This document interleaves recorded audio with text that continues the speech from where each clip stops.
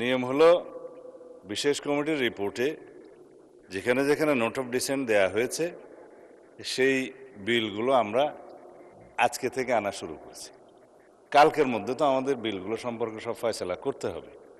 কালকে এত তাড়াহুড়ো হবে, ফ্রাইডে 3টার পরে সেশন শুরু হবে, ওনারা চাইলেও বেশি সময় হয়তো পাবেন না।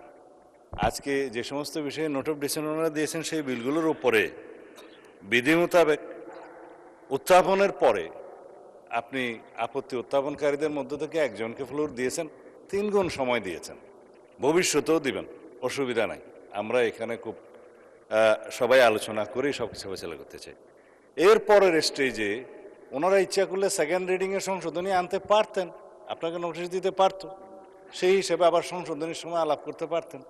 থার্ড রিডিংয়ে তো খুব একটা সময় নাই পাশ করার সময়, তেমন একটা নজিরও নেই আলোচনা করার।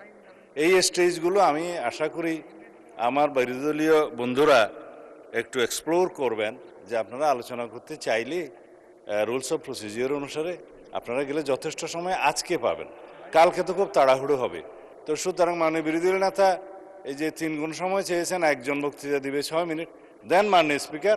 তবে এখন তো আপত্তি উত্থাপনের ক্ষেত্রে এই বিলটা হয়ে গেছে, পরবর্তীগুলো সেভাবে করা যায়। ধন্যবাদ মাননীয় স্পিকার।